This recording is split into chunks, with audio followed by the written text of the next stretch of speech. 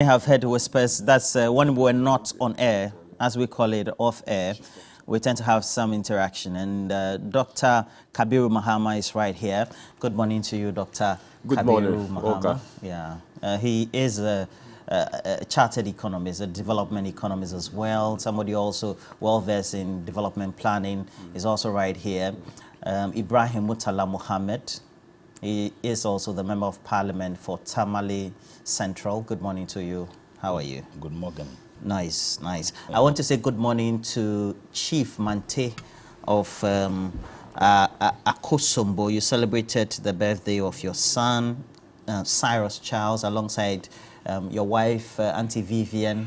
So I'm looking for the opportunity to come for the weekend, as promised, with some of my friends and their family as well. Good morning to you. Riches Kokoti of Aluex Tema, good morning to you. Chairman KD, Kojo Daniels, good morning to you. Chairman Godwin Tamaklo of the Rate Group, Rate Transport, good morning to you alongside your wife Alice. And let me say good morning to some of my great friends who are around. Money Ni Money. Hopefully you've joined our stream. We'll have some great interactions so far. And then also Ras Kotoka Imelda Nassar, Money Ni Money. And then also Alfred Dodu. Thank you all of you for being faithful. All of us were watching the streams yesterday, so we know the issues. Today we want to talk about a concern that had been raised by a number of economists as well as observers of the economy about how the Bank of Ghana, its board or directors, as well as the managers had managed the bank over the last couple of years, now culminating in a heavy loss as far as their expenditure as well as reports are concerned, as published for 2022, 60 billion in excess. But more worrying is its own administrative and service cost, for which, according to some of the leading economists like Joe Jackson, also Professor or Dr. John Kwachi of the IEA, Professor Bobkin, Professor Lord Mensah had said could have been put in check relatively, because the country had said that it was on austere path. So it means that you have to reduce costs. The Bank of Ghana, though, made a sharp rebuttal reply, said it's also relatively because we had increase in transportation. Petrol prices were not too good. The forex differentials were also manifesting at the time.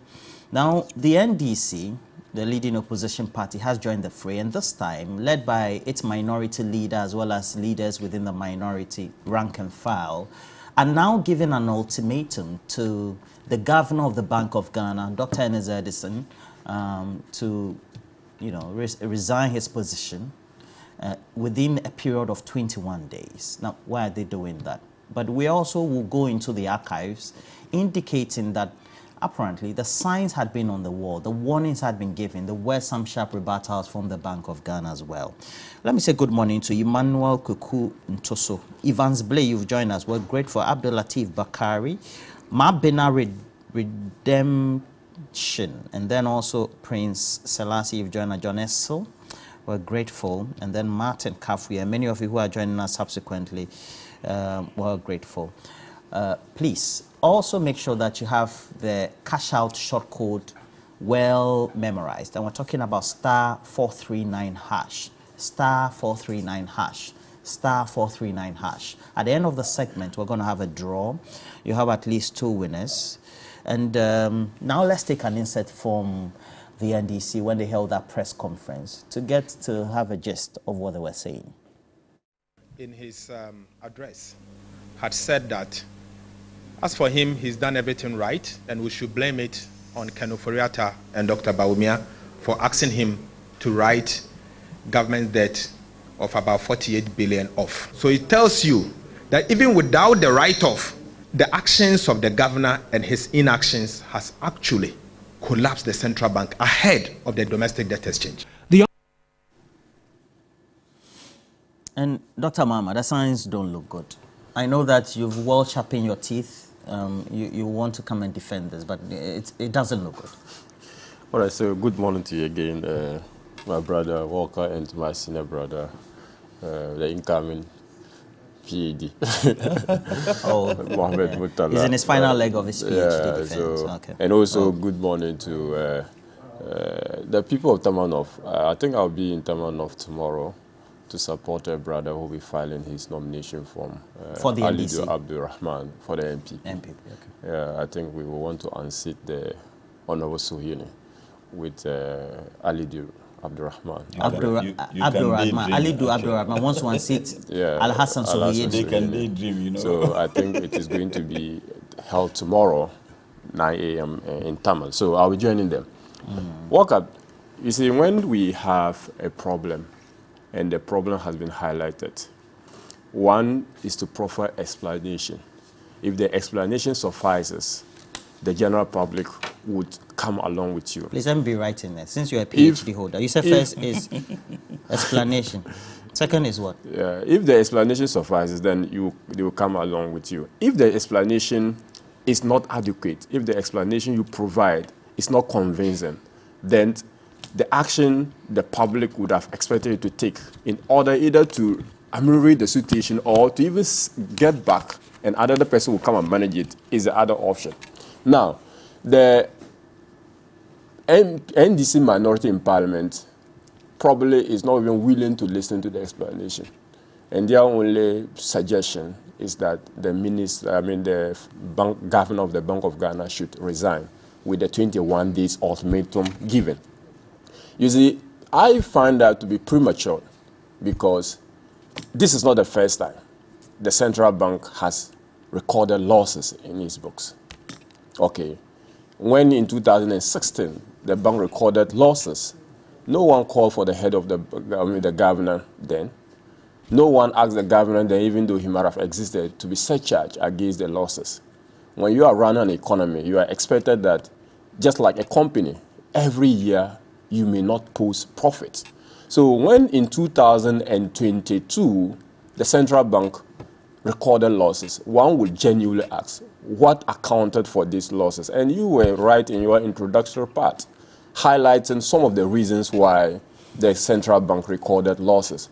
Now, the whole issue of central bank and being the lender of last resort, being the banker's bank, and being the anchor of the economy, the monetary anchor of the economy, and also coming in to support government in terms of crisis is not in doubt. That is the primary role of central banks, not just the Ghanaian central bank, the Federal Reserves, the Fed of the United States, in the Central Bank of England. All of these come in to intervene whenever government having shortfalls in revenue, government is facing liquidity challenge, government is finding it difficult to meet its obligation when they fall due. This is the primary role of central bank. And even when they record profit, it's supposed to be transferred to the central government for the purpose of running the economy.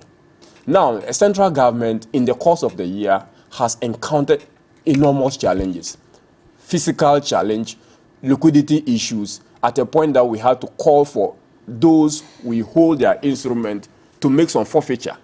Forfeiture to the extent that they must forfeit some part of their interest, and in some cases, principal.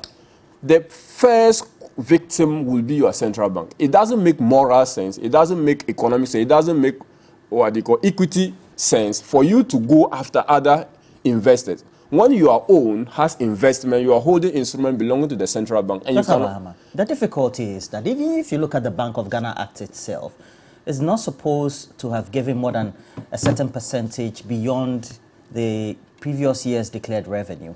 So the breach of the regulations themselves is untenable. It's another situation. As a development economy, you should know this. Yeah, so look, there are different views about central bank financing of central government. They are different, they are varied, and economists are not consensus at IDIM on that. Okay, there's no consensus of mind on how much central banks should. But for Ghana, we have a regulative regime, a legal framework which says that central bank should not lend about 5%, more than 5% of the. Is there no good reason behind this law? There are good reasons, and those so are if it's flouted, then somebody's head should roll. If the call is made. The construction of the law, in the framing of those laws, there are always provisions made for force majeures Okay. You are saying that if a government is performing badly, there should be coup d'etat to rethrone I the am saying that in the so that the head of construction, state in the goes. framing, and in the drafting of the law, there are provisions made for force measures. Okay. And that there are situations that you will contemplate. I don't know, the law is not mechanical. The law is supposed to be flexible and dynamic and address contemporary needs and That's what also the adapt and letter of the law. Exactly, and adapt to the circumstances you find yourself. So if central bank, for instance, at the end of a month, you have revenue far lesser than your expenditure, workers have to be paid. Where do you expect the central bank to go, I mean the central government to go to? The first point of resort is the central bank. If that is the case, why did we even put the law in there in the first place? The law is supposed to regulate. And when it is regulating your activity, it gets to a point that you will have to also make room. For instance, let me just give a simple analogy. For instance, I have a law to regulate how my household expenses are made. But it happens that I did not budget for a child getting sick of malaria. Is that to suggest that because I did not budget for the child being sick of malaria and my expenditure is capped at, say, 50,000 a month, I should not increase it to 55,000 to cater for the child who is sick of malaria? It doesn't make sense. Okay. When you cannot take care of it? I said it doesn't make sense. Even if the man's borrowing, it doesn't make sense. But when you cannot take care of it, in a precarious situation, you still allow it to go. Then you would then have to go and borrow in order to do that, because you cannot jeopardize, you cannot jettison, you cannot compromise the health of your child because you think you don't have money. If it demands borrowing to do that, that is the first responsibility of a parent to a child. Okay, so that is the situation the central bank found itself. If 50% of the principal of the working capital of their equity is being shaved off, okay, you then expect nothing but a loss being posted by the central bank. Let's just give ourselves a reminder. You remember Isaac Adongo, the one who speaks on the state of the economy from 2019, 2020, 2021 up to 2022, had been given the signs and warnings, which apparently he said were on the wall. Of course, after we play this instead of him, we'll also come back and then also get a swift rebuttal back in November from the central bank about this excessive on-lending or borrowing to the government of Ghana, being the central government. Let's take a recall. And no matter how you shout, your minister only 2 days ago borrowed at 29.8%, and you are saying that people are taking interest at 23%, when your minister is borrowing at 29.8%, only yesterday. And when he was looking for 4.9 billion, he got only 1.1. The minister, as he's sitting here, he's confused as to how he get the money to pay them their money. And he's talking 1.1. So you are not even aware of what is happening in your economy. Mr. Speaker, I heard somebody say that the Bank of Ghana is giving overdraft and that the Bank of Ghana is not printing money. Why? Is the Bank of Ghana a deposit-taking institution? Is the Bank of Ghana raising money through deposit? The Bank of Ghana is obviously printing money and throwing a government. But what is worse is that, Mr. Speaker, the Bank of Ghana Act makes it illegal for it to give money to government beyond 5% of the previous year's revenue. Petroleum product 2 years ago could deliver a liter of petrol at 4 cedis 50 pesos. So essentially now the problem is not even about the taxes, it's about the exchange rate. And who is supposed to manage the exchange rate? It is the governor of the central bank, Dr. Addison. Another big problem we have now is inflation. And the Bank of Ghana manages the inflation targeting framework, whilst the Ghana Statistical Service reports actual inflation that has occurred. That was supposed to meet in other ways. In other words, Ghana entered a classroom to write an exam. We were supposed to write the exams in 3 years. In 3 years' time, we said we were not ready. We were given another 1 year to come and write the exam. We still said we were not ready. Then we wrote to the IMF to say that we want you to give us a waiver for non-observance of performance criteria. And the IMF says, go and say no more. Today, we are dealing with 22 billion Ghana cedis, an expansion of 53% in the public sector. Mr. Speaker, on the average, we are adding 21% to our public wage bill every year. Mr. Speaker, if this continues, by the year 2020, we will have doubled our wage bill that we left in 2016. Mr. Speaker, that is the height of indiscipline. That is the height of indiscipline. And yet, the finance minister says he is right-sizing government. How type of right-sizing is that you right-size to increase your wage bill by 63%? Mr. Speaker, that is a worrying sign for our country. Now, you can see clearly, those seated alongside Isaac Adongo, you have the current General Secretary, Fifi Kwetey. So that was back in 2019. 2019, COVID had not hit. Russia had not gone to bomb Ukraine. Now, that speaks volumes about the warning signs that were on the wall prior to COVID. Also speaks volumes to whether the right decision was made to exit the IMF and whether the warning signs that, for example, Professor Lord Mensa, who is a regular on the show, had given that same year, 2019, that we could end up back at the IMF should be listened to. Now, let's take you through the act, and then I'll ask a question of Dr. Mahama. Now, in Section 30, as amended, of the BOG Act, the total loans, advances, purchases of treasury bills, etc., shall not at the time exceed 5% of the total revenue of the previous fiscal year. Now let's go to the next. What we have, based on its own report for 2022, viewers, is indicating we have these impairments of GOG security holdings from 2021.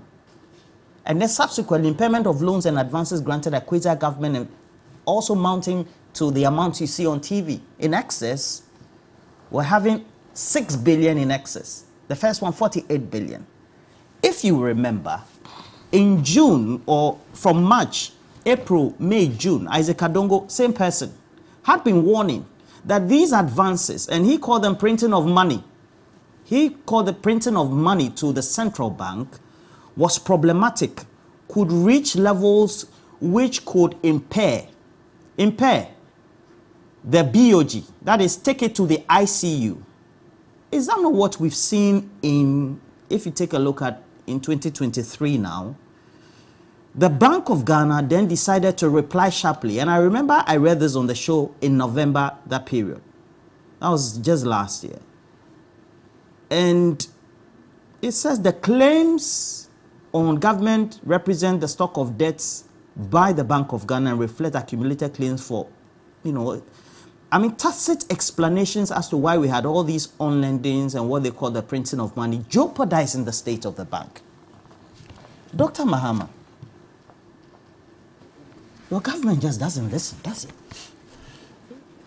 You see, the fact is that the determination of whether the government listens or does not listen is not going to be measured because government has more or less set aside some fiscal responsibility or financial disciplinary interventions or measures.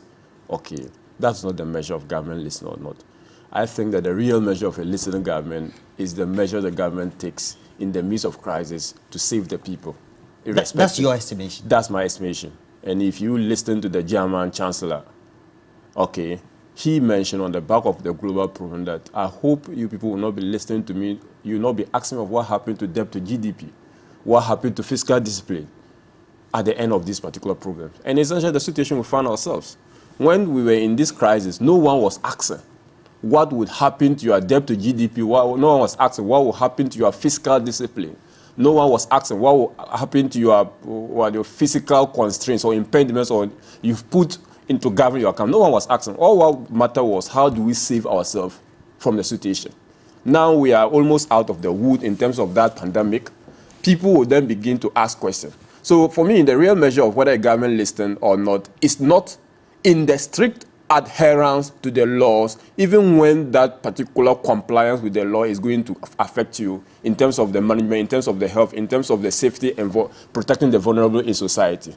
So that is not the measure. I think that we must put everything in context and then ask the very tough decision, the very tough questions. Did government have the money to carry on with its mandate? The question is no. Why was government not able to have the money? That's the next question. And it's obviously the issue about the pandemic. I asked myself, if in 2019, this country grew by 6.5% in terms of GDP, the following year, our growth was only 0.5%. Now, what is the percentage reduction in growth? That is a 6 percentage point reduction in growth. Take the 6 percentage point by the size of the economy in 2017, which was around 67 billion. You are getting some amount of 4 billion reduction in growth. Okay? Government didn't borrow to that thing. It means that if we're even able to keep our pre-COVID growth level of 6%, obviously, we will not be in this particular discussion of talking government wasn't able to, cater for his obligation.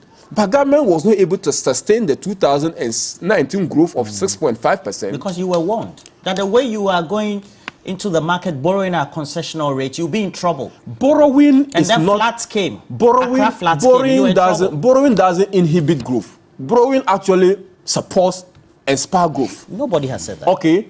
So if borrowing does not borrow, so they say that our growth reduced because we are borrowing is to misunderstand the issues.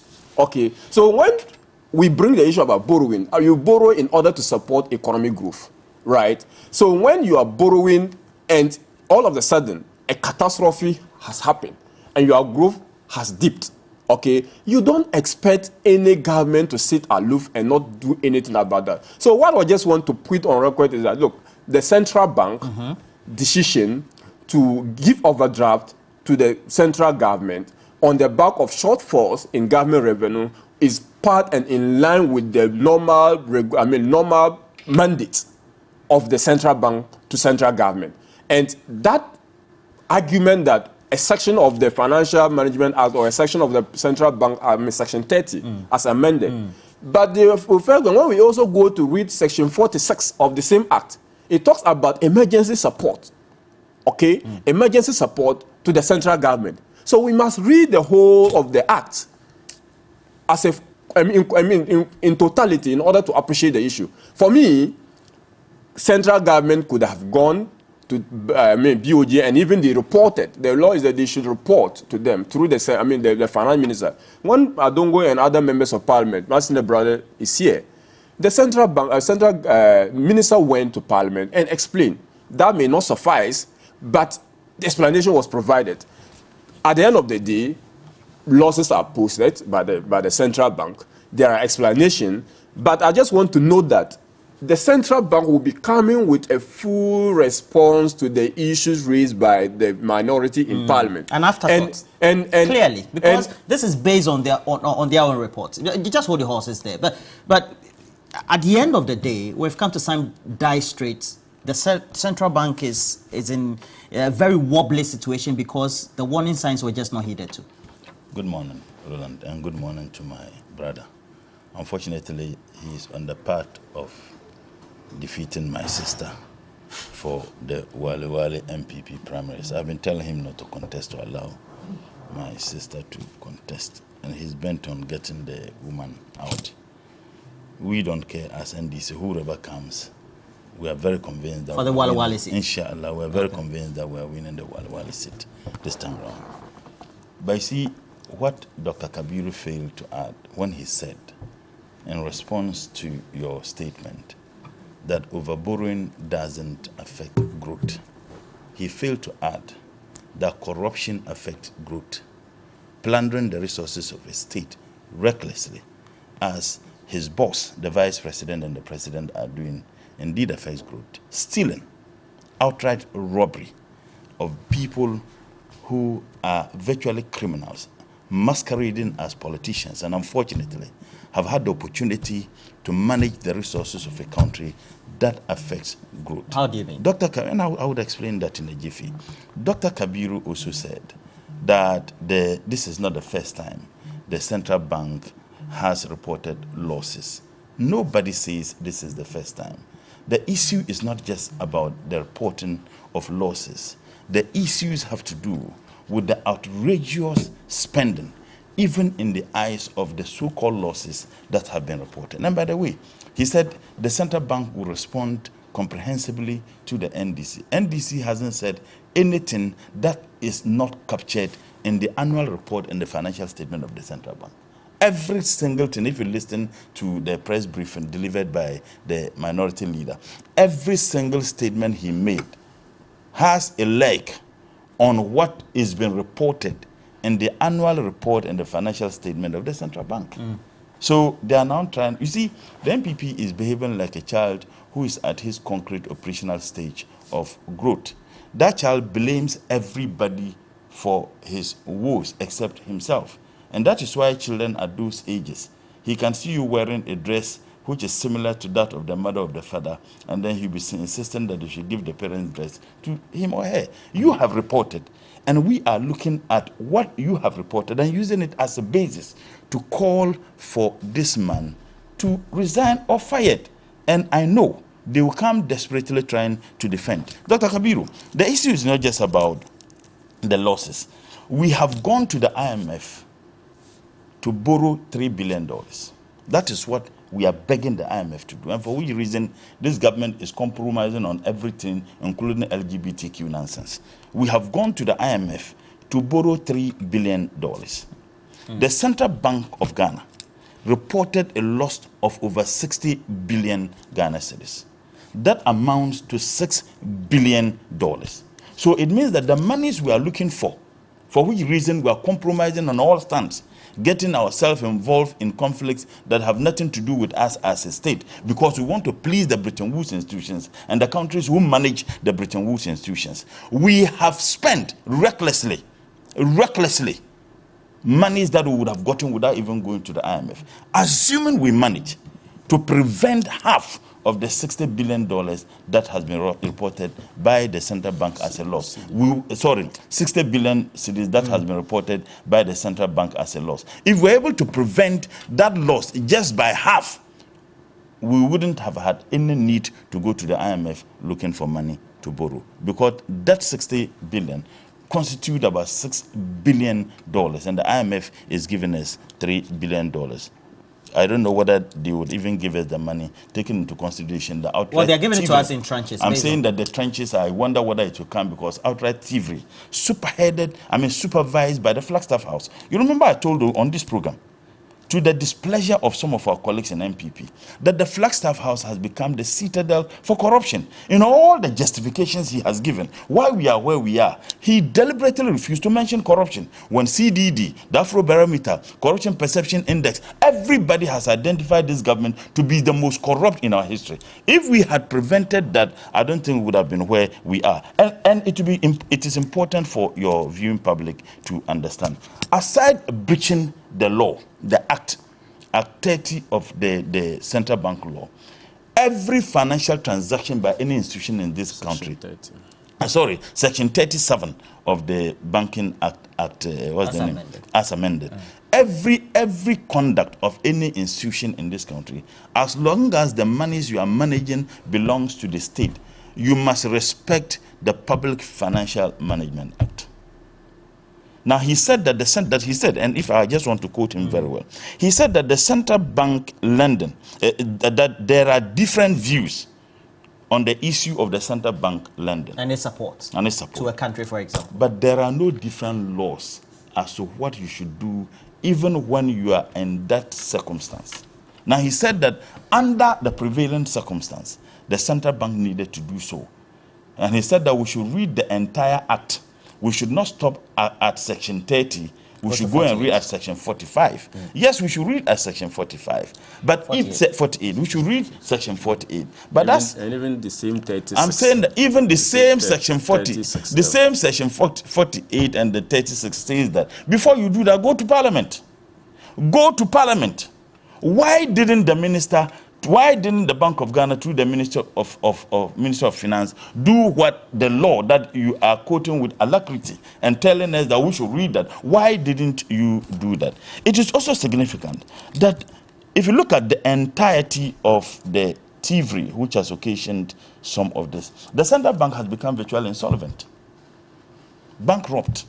55 8.1 billion Ghana cedis as negative equity. Now, you also look at the amount of money that they spent. How would you write off debt of government as a result of your reckless borrowing? The reason why this government could no longer get money in the capital market is because they have overborrowed. And the only way they can do that is to rely on the central bank to print money. Or the domestic market. The domestic market.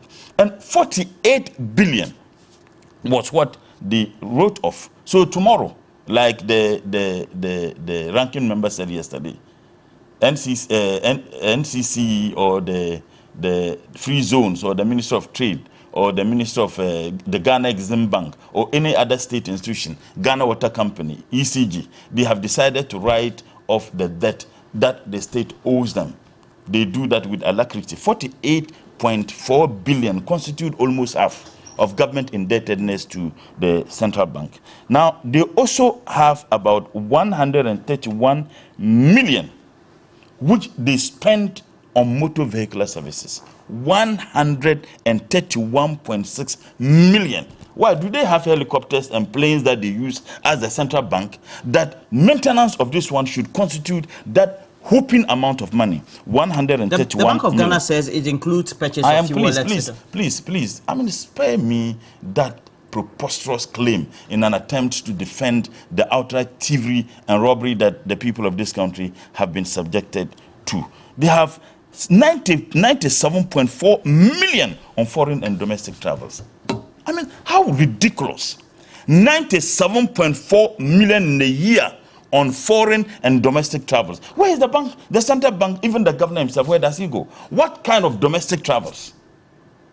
97, do you know what the 97.4 million can do? You need about 800,000 Ghana cedis to build a 6-classroom block.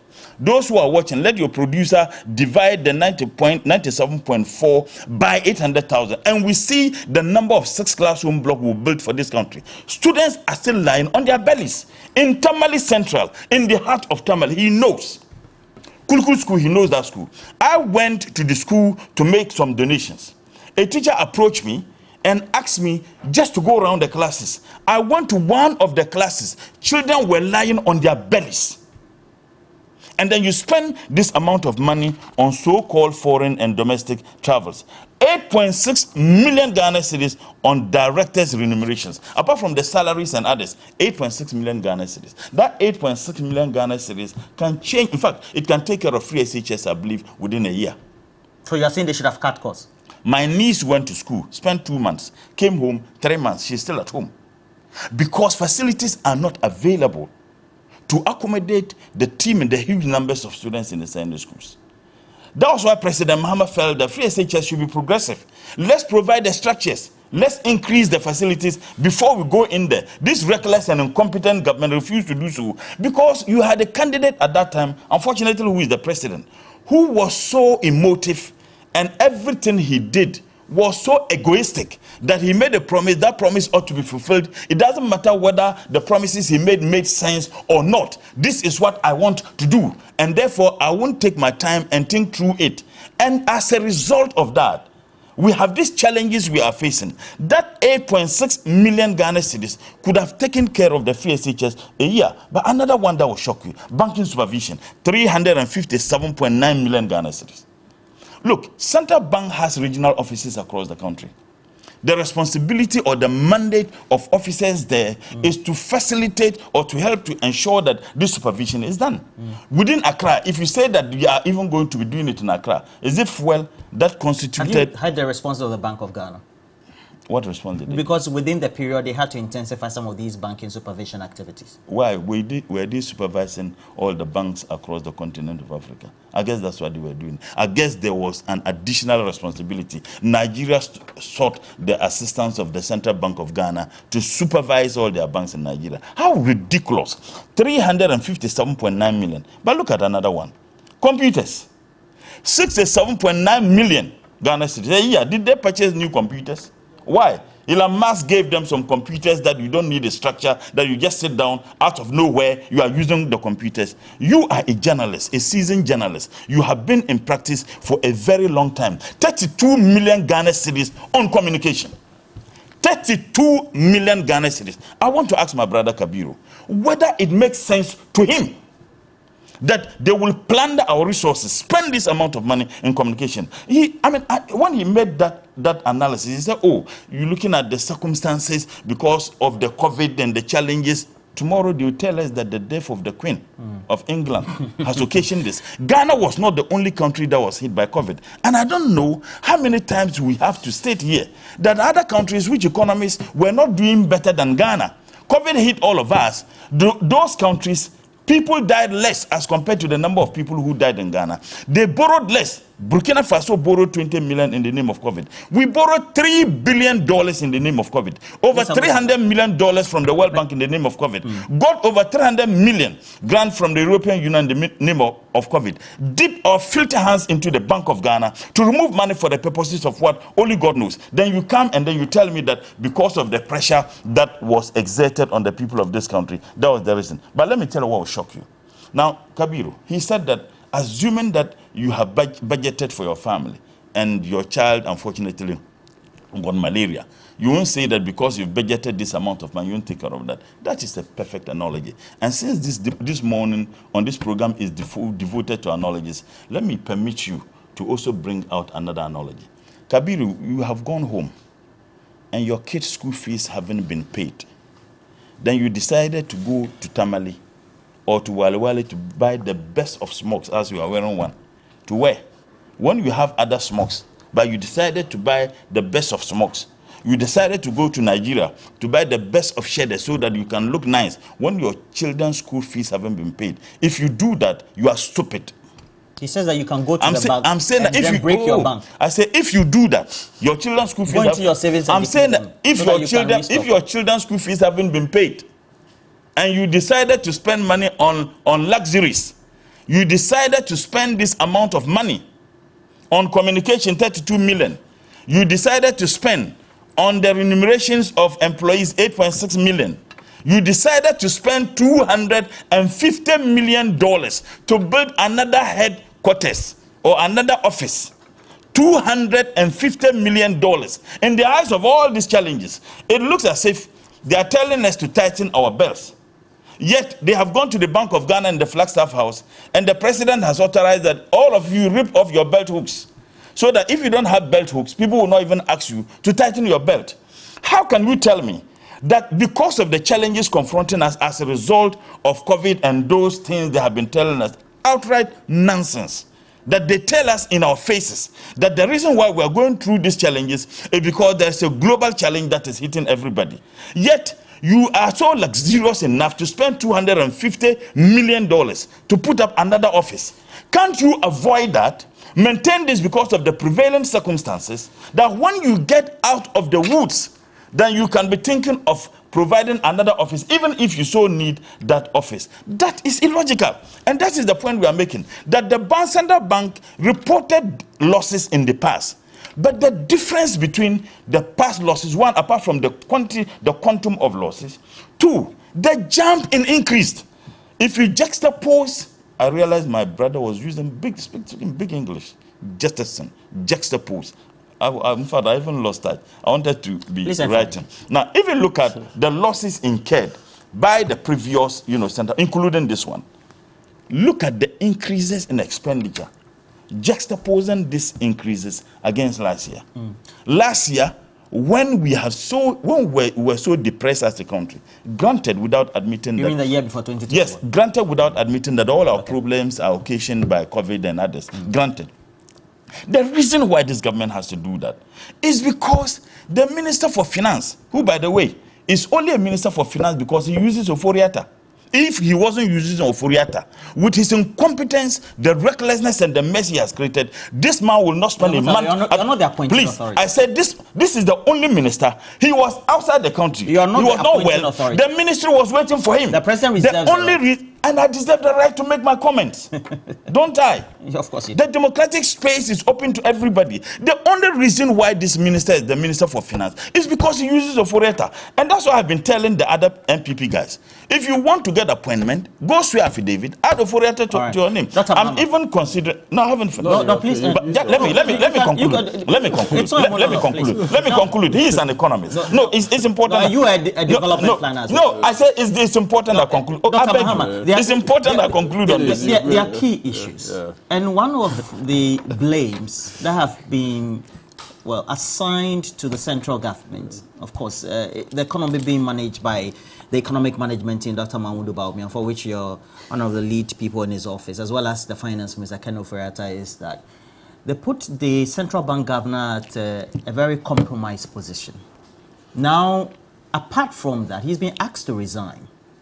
What have you to say about that decision that has been made based on the position of the minority that the central bank needs to resign? Yeah, so I just want to stress that their position is based on the fact that there are losses and there's allegation that some laws have been violated. And again, let me reiterate, 36 of the Bank of Ghana Act has stated that when there are government is exceeding this 5%, finance minister should submit a report to Parliament, not to go to Parliament for approval. That's not true. Let me read. For the purposes of emphasis. Why was it? Temporal advances, section 36. In the event of any emergency, the governor, the minister, and the controller and accountant general shall meet to decide the limit of borrowing. That should be made by government, and the minister shall submit a report on the issue to Parliament within 7 sitting days. Okay, that is the law. The law is not saying that you should go and seek parliamentary approval before exceeding the limit. 2, I would just ask a sister of mine to come for her stone, because she told me that Honorable Murtala would blackmail us on this issue, raise sentiment, try to raise the better term, argumentum ad hominem. Okay. Big English. He would also try to play on, in the words of Kukubaku, the emotional keyboards of Ghanaians. And that's essentially what he has done on the this emotional morning. Keyboards of Ghanaians. Yes, that's essentially because we have a report by the central bank indicating that it's in a very impaired or perilous I'm coming position. to that. That's what we are discussing today. And when you are asked to discuss that, you would, for the help of the Ghanaian people, try to devoid the emotion, try to push people so that they will not appreciate the reality. Either than that, when you find yourself in the same situation like he found himself some years ago, where he was having the responsibility to explain to the Ghanaian people on the happenings on the economy, he was finding it difficult because they had set a tempo, that is to say that play to the emotion of people and don't let them appreciate the issues. Now, when you find yourself in the unlikely event, maybe in the next 20 years, maybe or so, if they come to power... Mama, let us appreciate the issues. When they come to power, they will have that difficulty. So, 1, let us run away from that emotional game and face the issues. Now, the central bank. The economic management team hasn't put the central bank in any difficulty. Okay? The central bank has a responsibility to the nation. And the Mr. Addison and his lieutenants only supported this rule in terms of how they are supposed to manage or support the management of the economy. By flouting the regulations? No, point to me which of the regulation has been flouted. Okay? And we are a law-abiding country. If you feel that Mr. Addison has flouted any law, the courts are there. You can put him to the court and make sure that he is set charge or he's removed from the office. But if you cannot find any law, he has flouted. You don't say that he has flouted any law. We can raise moral issues, which is allowed. Raising moral issues about how much is spent on travel. Are you saying that the issues being raised, not only by the opposition NDC, but also leading economists, some of whom might have taught you as well in the leading universities, as well as even the think tanks of Ghana, moral issues? Is that what you're saying, Dr. I am saying that if an issue is not born out of law, okay, then the only argument you have on it is on morality.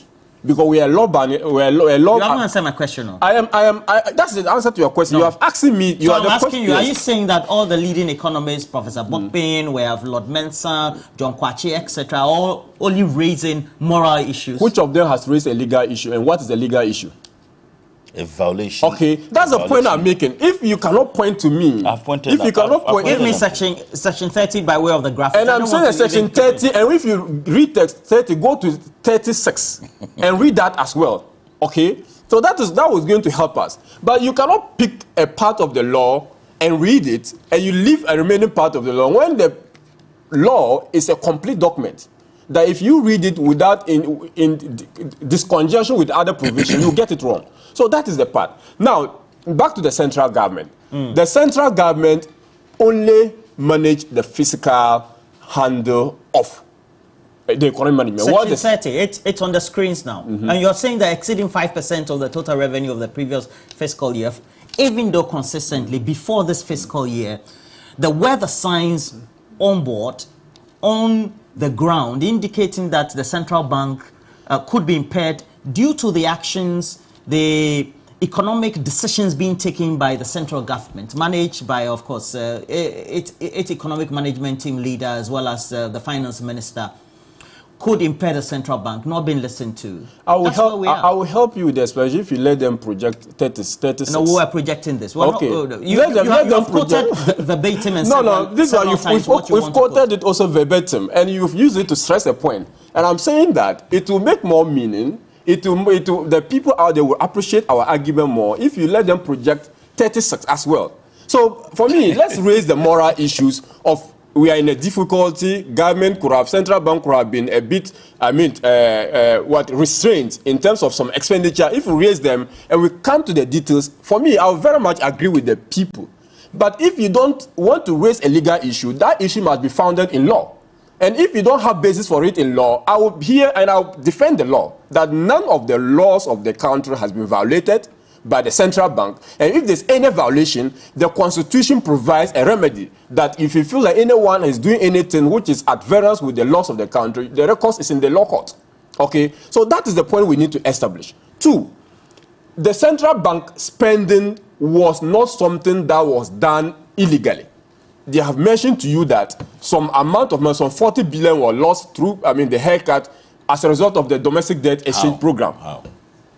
Because some 50% haircut was exerted on the COVID bond that central bank held. Non-market and marketable instruments were all part of their portfolio of instruments they held.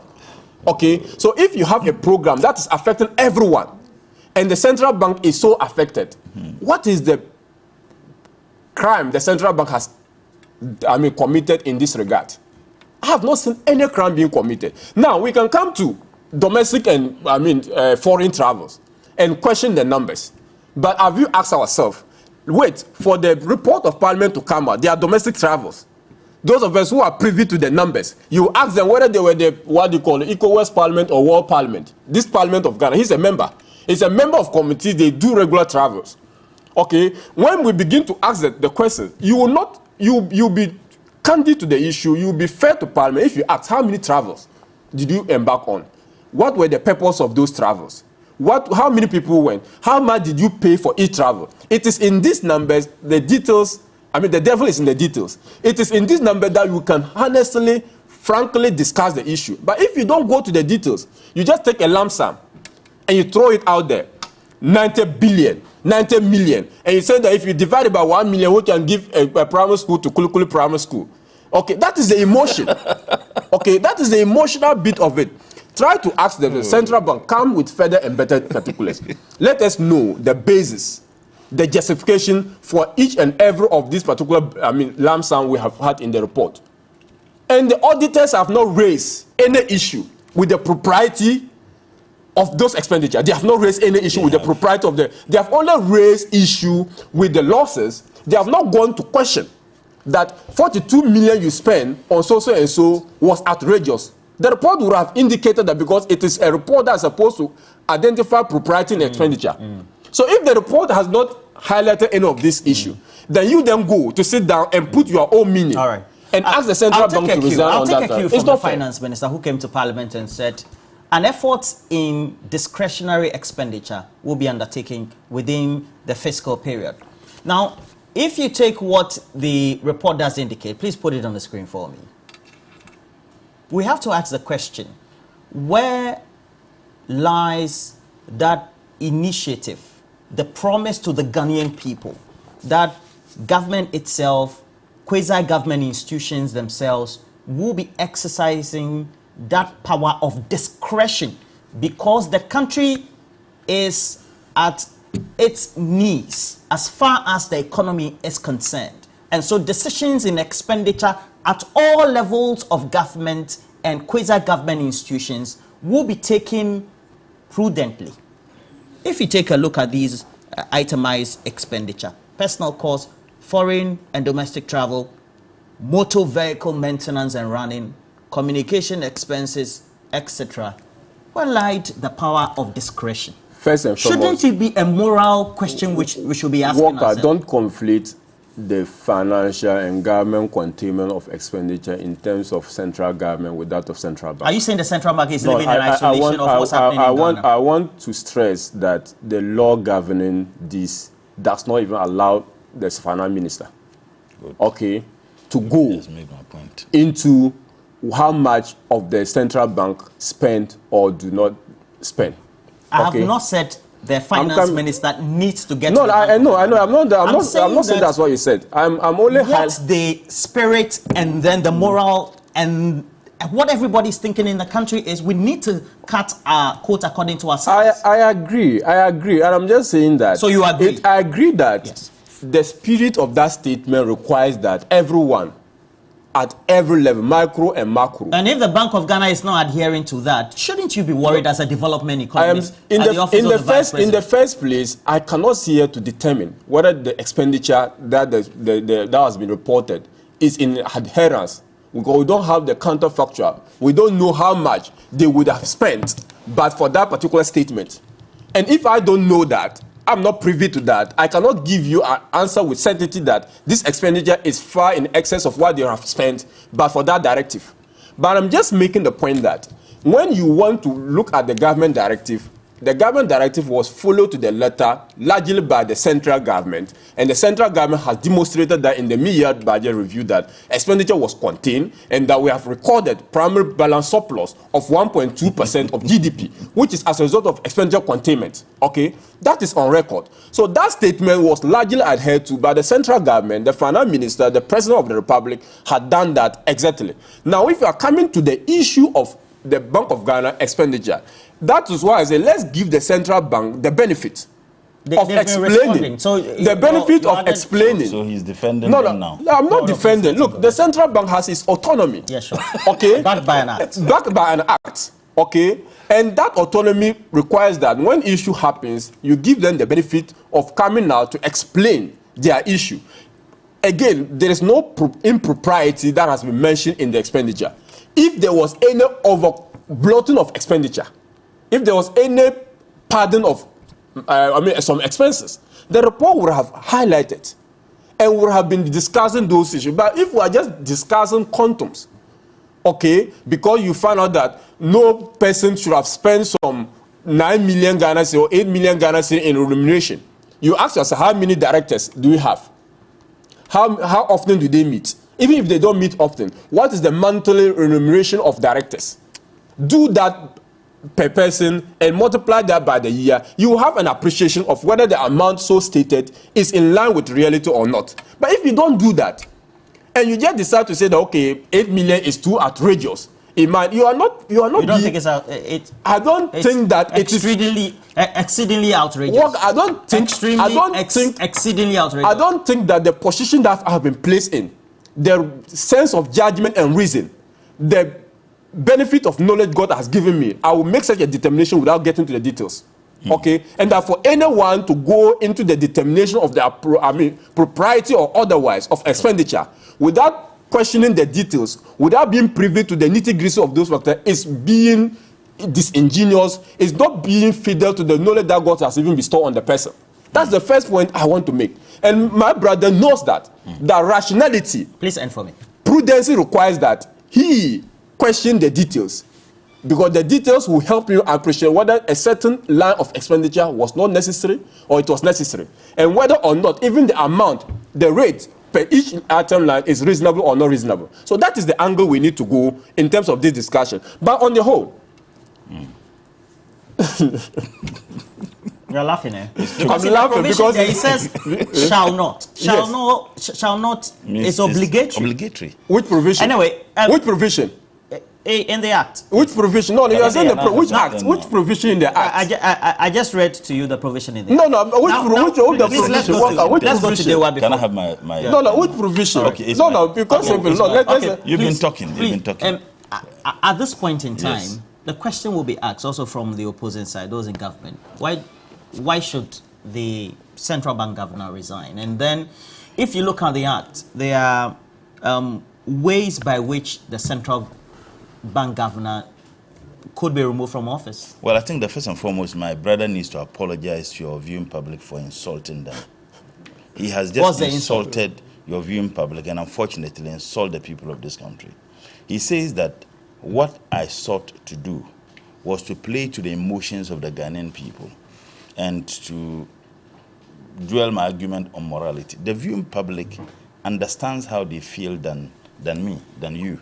So when you do that, you are suggesting that they don't have minds of their own except what I say on this program. So I would humbly expect you to apologize to the viewing public for attempting to insult them. You remember there was a day I said on this program, I said the MPP, in fact, President Nana Addo and the entirety of his corrupt appointees and incompetent appointees think that the people of this country are a bunch of idiots. That's how they look at us. But we are smarter than them. Why? I come to sit on a program, I raise my issues as allowed by the democratic space. Your viewing public have the right to decipher between what I say and what you say and come to their conclusion. And that's why those of us who like reggae, you know Joseph Hill's culture, he says that there are three sides to every story. Your side, my side, and the truth. I sit here to present my side of the story. You present your side of the story. The public will know the truth. We haven't said anything here that is not captured in the annual report and the financial statement of the Bank of Ghana. You say you're playing to the emotion. Hold on. Now, this argument of the law accepts it, we are arguing on the basis of morality. Where is it coming from? At least I have the benefit to have done LLB. Laws are anchored on morality. So this idea of the argument that people say that it is not illegal, any action that is morally wrong in any society can be deemed to be illegal. It has to be codified. Exactly. Hold on. You see, I made a point here another day. Let's stress on that. I think you need to stress on that. Here, you see, the law itself, the framers of the law itself know that people can smartly use the same legal instruments to rob the state. During the Nuremberg trial, after the Nazi Germans barbarously murdered people, you know what they said? When they were tried, they said they didn't commit any wrong. They didn't do anything wrong. Because you know what they were right. They said that the laws, the Nazis' laws, permit what they were doing. I did philosophy, level 100, level 200 in University of Ghana. And there's anybody who did philosophy, you do morality. The difference between us and animals is what in us called ethics. You find a dead body, someone is knocked by a car. Flies will fly over that dead body without even animals will pass. But as human beings, even if you won't stop, there will be something in you that will prick you to stand and watch or help the person. So when you argue on the basis of nobody, violated any law, that's why I ask you a simple question, Kabiru, Dr. Kabiru. If it is your money, will you spend 32 million, assuming Bank of Ghana was your property, a private entity, you own it? Would you have spent 32 million Ghana cedis annually on communication? 32 million, is it the statement they issued? Have you ever seen Bank of Ghana? How many press conferences did they hold the entire year? Will you spend 32 million Ghana cedis on that? Now again, the argument of the over expenditure, we are juxtaposing that because you have used very big words today. We are juxtaposing what the percentage increase in the expenditure against how much they spent last year. some of them over 240%, some of them over 114%. And we are raising this issue because the governor of the Bank of Ghana knew the precarious situation in which they were. Why did they go ahead to overspend in that manner? Now, if my salary, now we are all doing, those of us who eat gobe, Dr. Kabiru and co, they are not fan of gobe. Those of us who eat gobe now, you take your salary, you manage. Take your average employee here. I know that some of the people who work, they don't even pay them well in state institutions, less private institutions. The person get the salary. The person would have calculated how much I'm going to use on transportation, how much I'm going to use on feeding. Now, if the person is paid well, or some allowances have been added, he may have the luxury to take Uber. But if the allowances are reducing, the person will not, even he would have loved to take Uber, but he will join Trotro. So when you argue that nobody violated any law, yet we are not looking at the issue of the over and outrageous expenses. And context. At a time when you had those challenges, people expected you to be modest in your spending. You didn't do that. I want you to look into this camera, myself and you. We are all coming from part of the country where economic conditions, per the statistics we have, are extremely unacceptable. Dr. Kabiru, if you are the owner of Bank of Ghana, and as a practicing Muslim, I did hide with him this year, I want you to look into the cameras and tell me whether if you were the owner of Bank of Ghana, you would spend 32 million Ghana cedis on communication. You would spend 8.6 million Ghana cedis on remunerations of your directors. You would spend $250 million to put up another office when you have office that already in which you are doing some work, and taking into consideration the circumstance, whether you would do that. I want you to look into the cameras to tell me that whether you are happy that the very year they were spending these outrageous monies, 850,000 Ghanaians were pushed down the poverty line. 850,000 Ghanaians. And I can bet my last penny, a lot of them will come from where me and you are coming from. And that is why I think that it is even jihad, and not those who misinterpret and misunderstand jihad. It is even just to fight for the cause of the poor, to fight for people who do not have money. School of Hygiene, 24 months. Their allowances haven't been given. 24 months. And don't you think that the monies that outrageously have been spent on some of these things could have been used for that? Car vehicles and maintenance, 97.4, foreign and domestic travels. Is it not the same government who told us that they have asked ministers and deputy ministers not to engage in travels because they want to reduce costs? The same minister, your boss, Dr. Bawumia, was saying it. That they have asked ministers and deputy ministers and government appointees. And the Bank of Ghana is an independent institution. That even makes our case stronger. Now, if he argues, thank God for reminding me, I nearly forgot. If he argues that the Bank of Ghana is independent and therefore they can do anything on their own without the interference of the executive arm of government, why did they overborrow? Why did they exceed that? And he says that no law has been violated. Laws have been violated. And I made reference to you when we mentioned Section 37 of the Banking Act, and you said we should go and read Section 48. It says that come for parliamentary approval. What is so funny about the last statement he made, when he said that the law says that they report to Parliament? I mean, you don't need to have any legal education to appreciate the fact that if it has to do with just reporting to Parliament, then the framers of the law wouldn't have even added it. The rationale behind their reporting to Parliament is that they know that Parliament has the capacity to approve or not to approve.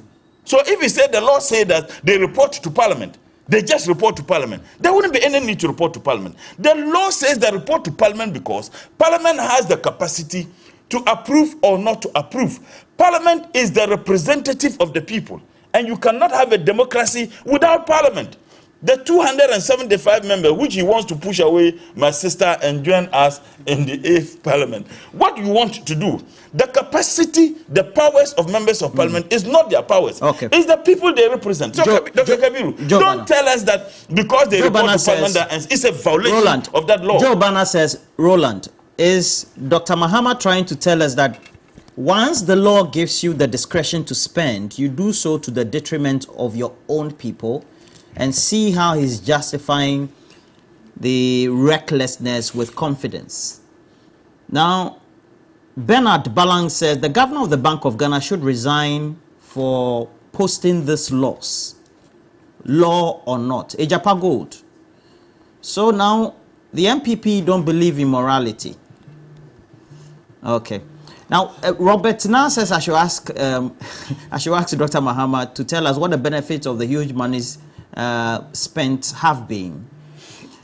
They talk too much but do little. And Benjamin says that's Benjamin Tete says they keep provoking people. Now Shaibu Muhammad, you say he deserves a slap. Okay. Doctor. All right. No, he's my kid brother. No, Shaibu, no. We only slap him when all right. When he so to defeat Sampi Ali says, if you go to 36 of the Act, which makes the violation of the Act criminal and subject to a term of imprisonment, I ask who printed the new currency and at what cost? I have Chris from Ashali Boche who says, it's nauseating listening to the Bank of Ghana governor sometimes. It's the same governor who collapsed some Ghanaian banks because they were in distress. They professed the banks needed 9 billion to survive, but ended up spending over 23 billion to collapse these banks. What is good for the goose should be good for the gander. That's Chris from Ashali Boche. Now, we have this one from lawyer Eric Alifo, who says, good morning. Dr. Kabiru's claim that Section 630 of the Bank of Ghana allows the Minister of Finance, the Controller and Accountant General and the Governor to just decide how much the BOG may finance government budget and merely present a report to Parliament just for the records of Parliament cannot be right. If no oversight is expected from Parliament, the law would not direct a report to be made to Parliament. In fact, Bank of Ghana in 2016 now, made even profits. Nana, so it's not even true. Ayimedu from Jubilee House Communications. He says, actually, Roland, the whole Adongo insert you played had no relevance to the subject you are discussing. And I think you need not to end your reading of the Act of the Bank of Ghana Act as Section 31. At least as a law student, you should be minded to read that section of the enactment in whole before proceeding to pronounce judgment. Exactly. Nobody has pronounced judgment here. I asked the question. Now I have this from Triddles. Triddles, good morning to you. Times are hard. Unemployed people are on the increase, yet you hear the central bank flouting the regulations with another big word. I'm sure you are paying attention to the big words on the table. Humongous amount of money that can build a factory to employ the citizens of this country. Says it feels ashamed. Now, I have this one from Seidu Salaga. Tell Dr. Kabiru, we understand their modus operandi. That is how you said they steal. We know they do review the loopholes in the law to total disregard to moral and common sense. I have a couple more. And then I have Fortune, who says that I should be careful and that I should allow Mutala to speak. Well, I think I allow him more than allow. Allow him more than you. Yeah. All right, let me read just two more. ABA Fuseni. 3 times. Roland, kindly send my sympathies to, that's from Stephen. Now, I have this one from Don Carlos. We appreciate the good works of TV3 towards the progress and development of Mother Ghana. Doesn't the man in defense of the rot happening at the Bank of Ghana see anything wrong with the component of expenditure towards communication alone being 32 million and other expenditure items? Is the Bank of Ghana now a telecommunication entity or a communication outfit? Allah, we are lost. Don Carlos. Anyway, now let me just get back to basis. Are you ready to win lots of cash every day? So we have the chance to be telling you to be the the crowd pull up, as also you become the proud winner of cash simply by joining us as far as cash is concerned. So we have cash out, and you have to do that with a short code. We have *439, and you can do that all the time. And let's do some draw before we go. We'll do some draw quickly as possible. What draw? Okay. So we have the short code *439. Please save it in. Or you don't do... I don't do lotto or any This form. is not lotto. But any form This of cash out. Any form of draws. I don't Cash do out. them. Cash out. It's Yes. cash out. Okay, now let's do draw. 3, 2, 1. All right. So we have 0545190. That's the first winner. And then we'll continue with the second. All right. So we'll go to we'll try and call the first one if we can. And then also let's go to the second draw. Can we have it on screen? 3, 2, 1, cash out. So the next winner with the number 058898, as we have it on the screen. All right, so we'll try. All right, so we'll try as much as possible. Musa Abatwa says, I totally agree with the minority calling for the BOG governor's head. Are you also calling for the 2 deputies to step aside as well? In fact, All right. if we had a chance, we would have called for the vice president to go. It's just unfortunate that he can't, because he managed them. And if the chief comes home with weird haircut, all right, so we have subjects will come we home have with the one. first cash out winner on the line. Good morning to you. Oh my gosh! How are you? I'm fine, thank you. What's your name? Oh, thank you. What's your name? Where are you speaking from, please? I'm Esther calling. I'm from Go. Oh, okay, you're in Ho. F1. Oh, I'm so excited. I don't have cream. Oh my God! Esther, how much did you win? 1,000 Ghana cedis. Hey, just this morning. Oh my Charlie, God. Charlie.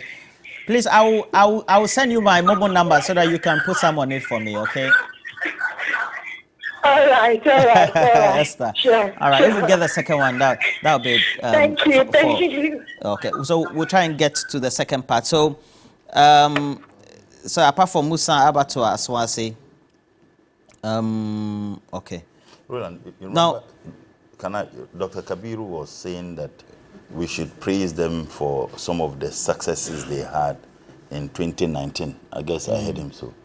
I'm wondering what successes. All the successes this government took in 2017, 2018 was as a result of the NDC, the kinds of things NDC did. In fact, the World Bank itself. Okay. And then the country director. You always make that point. No, the country director. Philip Abochi says the FPP government no, the country director himself is now getting to the Bank of Ghana and to the point of collapse. Okay, it's your birthday today, Mrs. Jifa Sejro, and it's from myself and then lawyer as well. We greet you very much for looking after us all the time. Now, Amoda Hamidu says the allowances to nurses, etc., should be stopped and channeled into building more hospitals, increasing their salaries, and building affordable houses for both teachers and nurses. And that was speaking to our earlier topic. The egoistic campaign promise. Now, let me say good morning to Nikal of North Carolina. We're talking about the United States of America alongside Angela, your wife. I wish you all the best. Dr.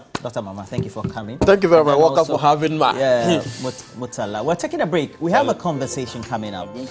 We have increases in the prevalence rate of HIV, and then we have some of the numbers jumping from one region to the other, and then the age groups as well. We have a big conversation with a key personality at the Ghana Eyes Commission. So make sure you stick and stay. We'll also open the phone lines with that interaction, and you can interact with us as far as this is. Please, we're taking a break. We'll be right back. He doesn't even know.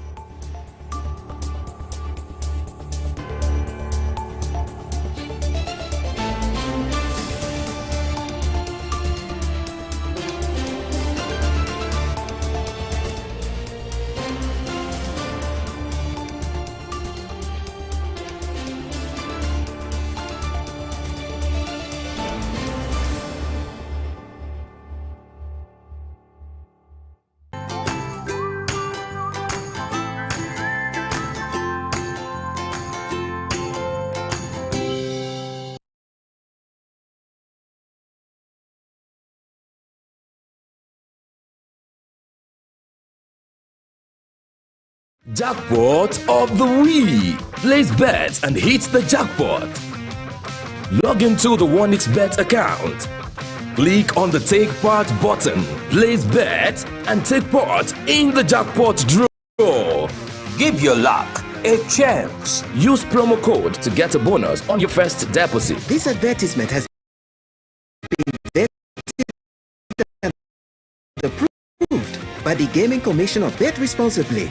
Not for persons below 18 years. Gambling can be addictive. What does winning mean to you? For Yao, it's seeing the joy in his mother's eyes after he provided her with a state-of-the-art kitchen to cook her signature Unapo Jollof. It's a mega win.